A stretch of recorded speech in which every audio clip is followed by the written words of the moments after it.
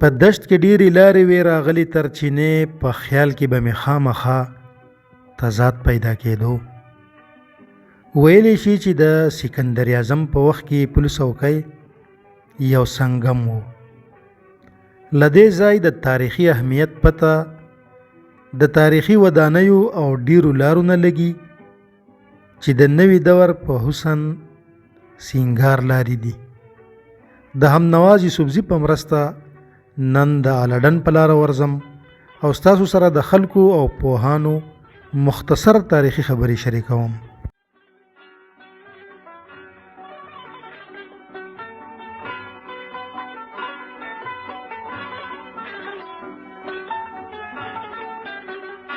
قلم د صدر په حیثیت او د عام یو شاعر اقبال په حیثیت باندې د دې رول ډېره زیاته مننه کوم د ساجد افغان صاحب چې زمونږ کلي ته راغی او مونږ ته یې دا اعزاز راکړو. ته وایي چې زما د ژوند د رنګینو کلی دی دا زما کلی الډن ډېری.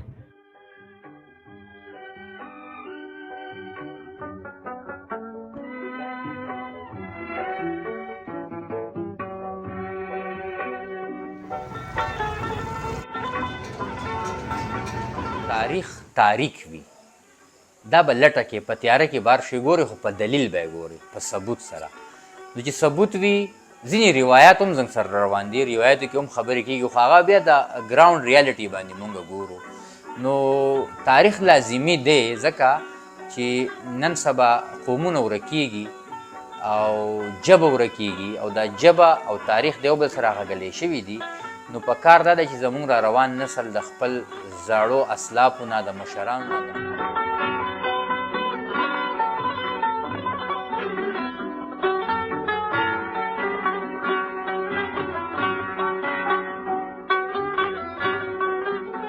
الډن ډېری ته بلها سعادتونه حاصل دي. د یوسفزو کم مشر ملک احمد خان بابا چې د هغه هم په دې خاوره دفن دی،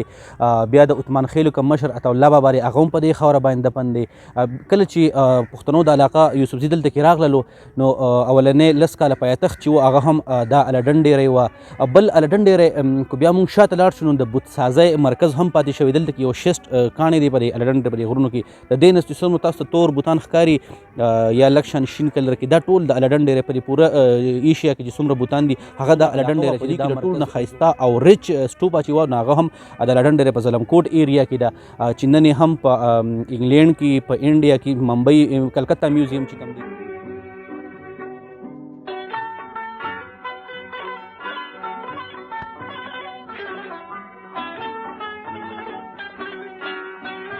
د الډن ډېری کم نوم چې دی الډن د هغې الاداد غټ ولي چې دی هغوی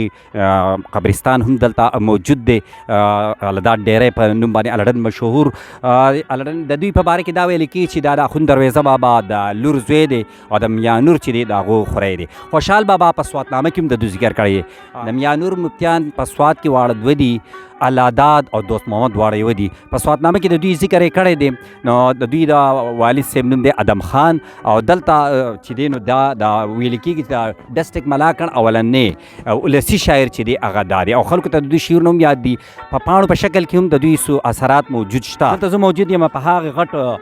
ستر مشر د دې یوسفزو رانیزو کوم چې ډېر تاریخي جنګونو کې هم شرکت شوی کړی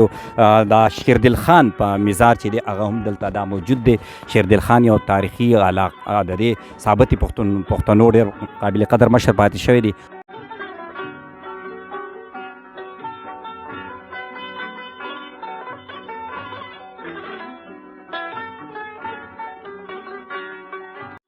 الډن ډېری یو ډېر تاریخي او زوړ کلی دی. د دې تاریخ چې دی نو دا ما لکه مخکې مو وویل چې د پروټو هسټاریک پیریډ نه والا د هسټاریک پیریډه پورې لکه مطلب دلته مونږ ته لرغوني اثار چې ورته مونږ وایو یا کوم اثار قدیمه چې ورته مونږ وایو مونږ سره موجود دي. اوس هم شته په ځینې ځایونو کې لا پاتې دي، خو ځینې زیات چې دي نو هغه خلکو یا یې پټیه هم ورکړي دي یا مطلب دا یې د بوتانو دپاره د پیسو دپاره چې هغه وران کړي پیریډونه تېر شوي دي. خو په دې کې دا 2-3 پیریډ چې دا ډېر زیات اهم دي. یو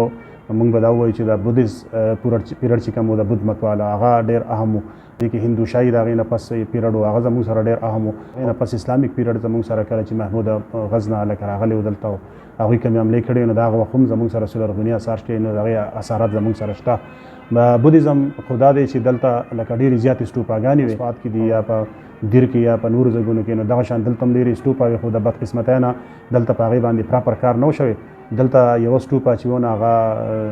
موږ ورته لوړیانو تنګې سټوپا وایو چې دا په 1902 کې د دې کودایي شوي وه. په هغه وخت کې دلته یو پولیټیکل ایجنټ و هغه د دې کودایي کړې وه. کم بوتان بوتي نو په هغه وخت کې په دې اوس چې موږ نن سبا کم زموږ پاکستان دی نو په دې کې میوزیم نه و صرف په کلکته کې په ټول انډیا کې په کلکته کې میوزیم و. نه دی هغه سکلپچر چې ونه هغه کلکتې میوزیم ته وړي شوي او ځینې انګلینډ ته وړي شوي. اصلي تاریخ دا دی چې کله دلته انګریزان راتلل که نه موږ خو د دغه وخت نه پس خبره کوو نو په هغه وخت کې د لډن ډېری خانان چې ونو دا ډېر زیات مطلب دا دی د رانیزو خانان او دې ته به د پګړی خانان وي. د پګړی خانانو مطلب دا و چې دوی به په دې نور رانیزای کې چاته پګړی په سر کړ نو هغه به لکه مطلب خان کله چې انګریزان راغلل نو دوی اولنۍ معاهدې او دغه چې ونو ټول لکه مطلب دا دی چې د لډن ډېری خانان په دې کې ډېر زیات لکه په هغه وخت کې لکه کم دغه چې و سرګن خان و یا 3,000 روپۍ ماجب ورکو یو خان له دا دوه خانانو یو د ډېری یو د لډنو دا ډېر غټ نور خو نور خلکو له هم ورکول عام پښتنو له به هغو له به الګ الګ ورکو او دا په هغه زمانه کې ډېرې غټې پیسې وې. لکه مطلب دې نه تاسو د لډن ډېری د خانانو د اهمیت یا د سیاسي اهمیت تاسو اندازه لکه لګولی سره مختلف پلوونه دي او ټول یوسفزي دي. خو دلته زموږ سره نورم ډېر قامونه لکه زموږ سره اوسېږي یو خو زموږ د دیر نه ډېر خلک دلته راغلی زموږ ته سره سیټل شوی دی. د جندول نه زموږ سره کسان لکه مطلب چې دلته ډېر ښه په مطلب دا دی په عزتمن او زموږ سره ګجران ډېر زیات دلته زموږ سره دي. او زه به تاسو ته دا ووایم چې د دې نه تاسو اندازه ولګوئ چې زموږ کم دا تېر بلدیاتي الیکشن چې شوی نو په هغې کې زموږ سره 3 کسان زموږ ټول 4 ویلیج کونسلې وې. نو دا یو ویلیج کونسل خو زموږ سره د دې ځای لوکل ناصر دغه دی هغه هم لوکل دی نور ټول خو او نور بیا 3 کسان چې دي هغه زموږ سره زموږ د ګجر برادرۍ سره تعلق لري. د دې نه دا پته لګي چې یاره موږ جمهوریت پسنده خلک یو هغو خلکو لکه مطلب دا دی چې خبرپور ووټ ورکړی دې ته یې نه دي کتلي که چې یاره دا یا برادري ده یا جدا ده نه خو لکه دې کلي اوسېدونکي دي او هغو ته یې په دغې نظر باندې کتلي چې دا د کلي خلک دی او لکه عزت یې هغوی له ورکړی ده هغوی له یې ووټ هم ورکړی ده هغوی کامیاب کړي دي.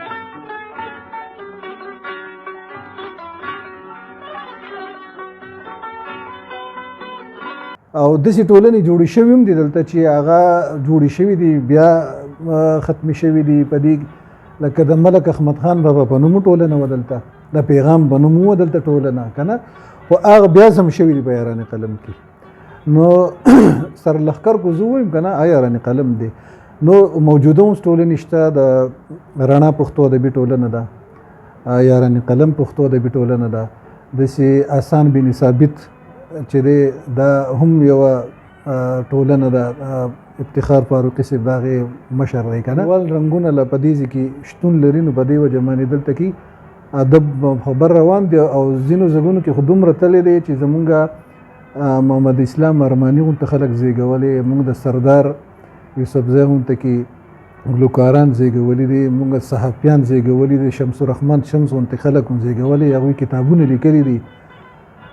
دلته د اقبال صاحب 2-3 کتابونه د هغوی چاپ دي